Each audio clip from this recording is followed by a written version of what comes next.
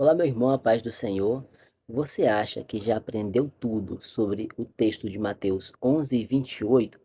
Pois fica comigo neste vídeo que eu vou te mostrar que ainda tem algumas coisas que você precisa compreender desse texto.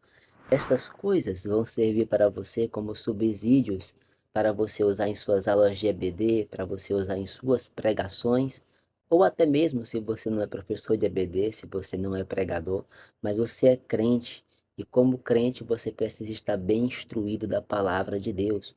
Então vamos lá.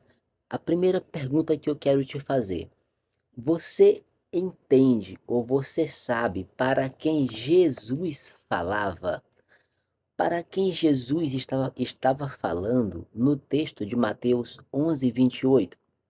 Se eu for trazer para você um contexto imediato, eu vou chamar você para voltar lá nos versos 25 e 27, e a gente vai perceber que Jesus estava em um momento de oração.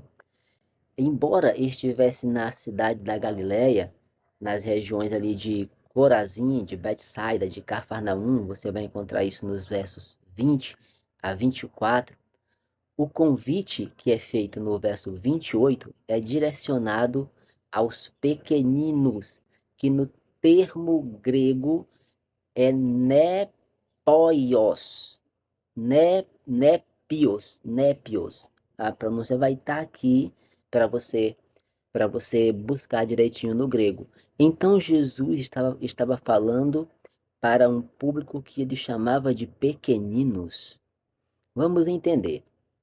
O público são aqueles que não faziam parte da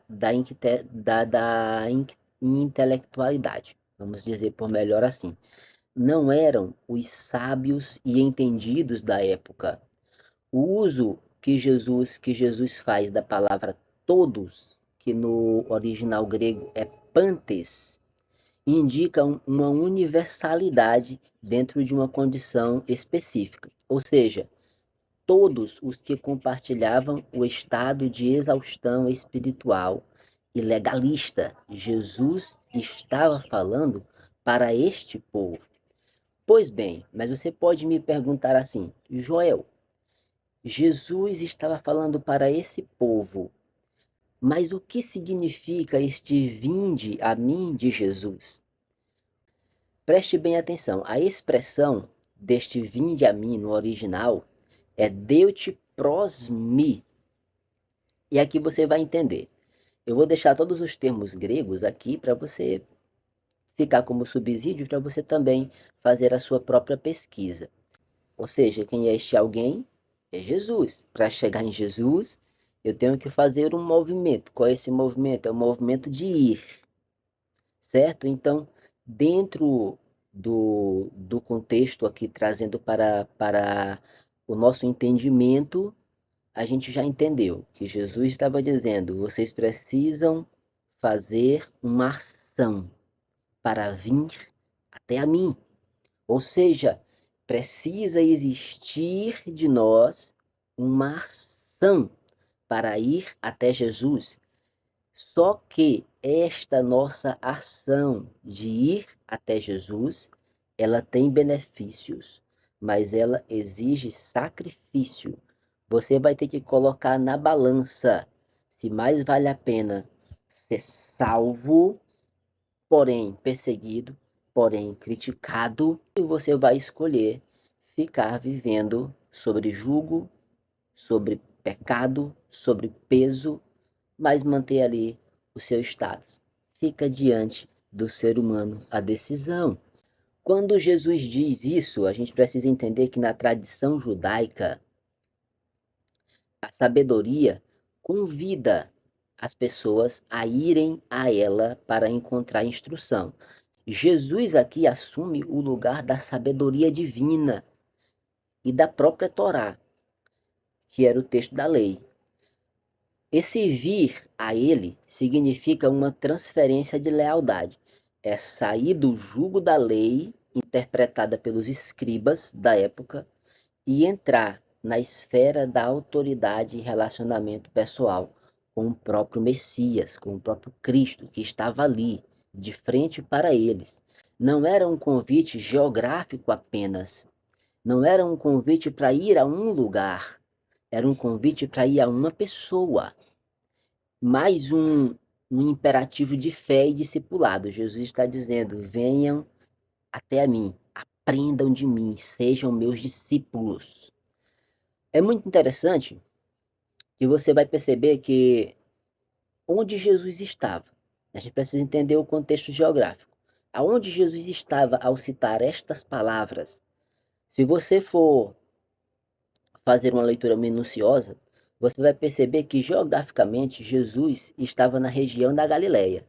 No capítulo 11, começa mencionando que ele partiu para ensinar nas cidades deles, lá no verso de número 1. E o contexto anterior, no verso de número 20 ao 24, vai focar em cidades ao redor do mar da Galileia. É o cenário do seu ministério público entre o povo comum, longe daquele contexto aristocrático, daquelas pessoas ricas de Jerusalém. Jesus estava falando comuns, para homens comuns, homens que ele citou como pequeninos. E isso é muito maravilhoso. Eu digo no texto original, se você for ler, a palavra é pequeninos. Pois bem, mas Jesus estava fazendo um convite e uma promessa. Observe bem, um convite e uma promessa. Qual era a promessa? E qual era o convite e para quem era o convite? O convite eram para dois tipos de pessoas. Era para os cansados e para os oprimidos. Certo. Mas quem eram estes cansados? E eles estavam cansados de quê? O termo grego para essa palavra cansados, eu vou deixar aqui na tela, é copiontes.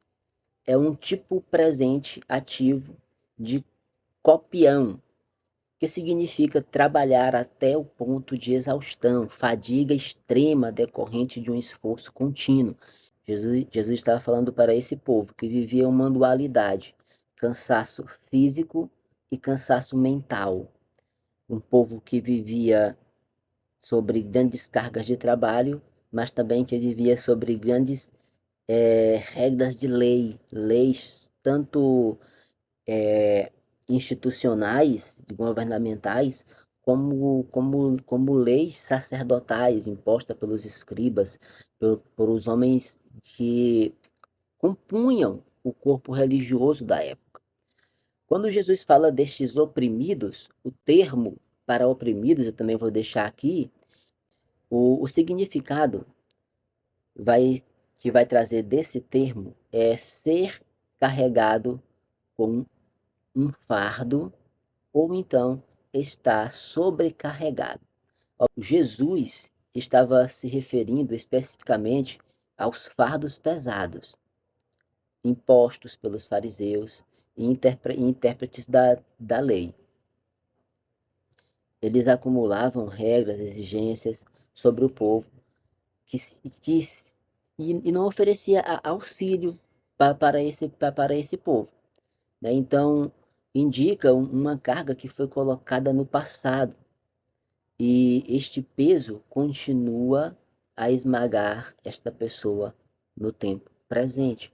Então, quando Jesus está falando de oprimidos, ele está falando de pessoas que estão trazendo cargas do passado e sofrem com essas cargas até hoje. E pasmem vocês, mas tem pessoas que, mesmo na fase adulta, ainda carregam coisas que lhes esmagam até hoje, desde os tempos de criança. A psicologia vai tratar isso como traumas de infância. Você pode, se você estiver passando por isso, se você sente que você está sofrendo coisas desde a sua infância que você nunca superou, isso são traumas. Você pode buscar ajuda espiritual e profissional também. Não anule nenhuma das duas. O interessante é você recorrer às duas, a ajuda espiritual e a ajuda profissional, para você tirar todo este peso de cima dos seus ombros. Eu não sei o que aconteceu com você quando você era criança. Talvez nem mesmo você saiba, mas o teu subconsciente te martiriza, o teu subconsciente te castiga dia após dia com isso, e você às vezes não consegue expressar amor, não consegue receber amor. Às vezes você está oprimido com algumas amarras que você não consegue se desvencilhar. O teu passado está te amarrando, mesmo no tempo presente. Mas a boa notícia que eu trago para você é: em Jesus, você pode se livrar da opressão. Em Jesus, você pode conseguir o alívio para a tua opressão. Isso é maravilhoso. É muito interessante a gente saber que para os sobrecarregados, o alívio consiste na substituição do jugo.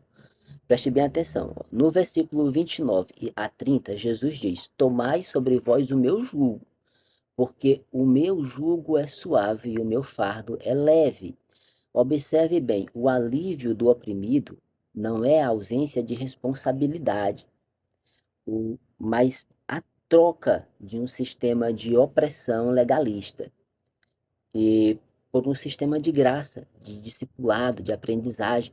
O alívio para o oprimido é a remoção da culpa, da, da, da exigência impossível da lei.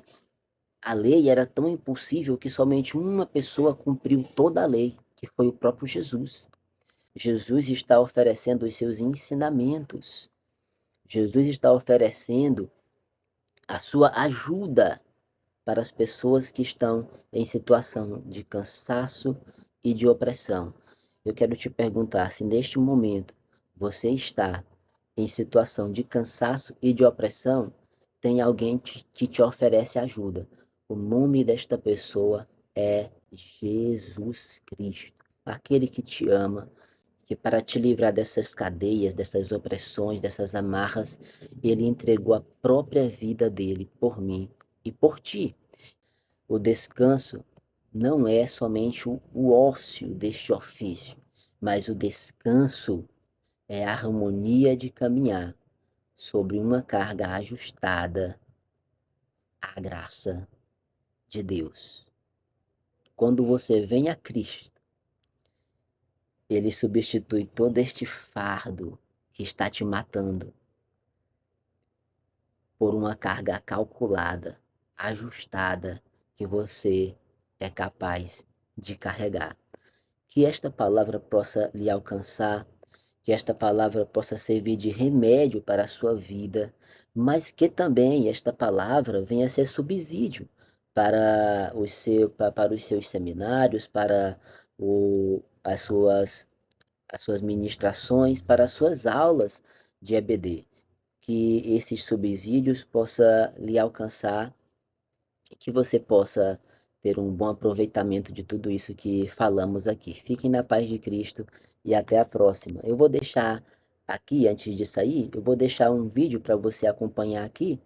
Você assista esse vídeo porque esse vídeo vai fazer muito sentido para a sua vida. Mas também quero te convidar para você acessar os meus links que estão aqui na descrição deste vídeo. Estes links que você vai acessar são links que vão lhe direcionar para vídeos que eu acredito que vão ser bons para você assistir e também links de cursos que eu recomendo. Estes cursos que eu estou recomendando para você são cursos bem acessíveis. Você vai aprender a pregar a palavra, você vai aprender a interpretar a palavra, você vai aprender os sermões textuais, temáticos, expositivos. Você vai aprender a ser um professor de ABD. Ah, Joel, mas eu não sou um professor de ABD, certo? Mas você está se preparando para ser um professor de ABD.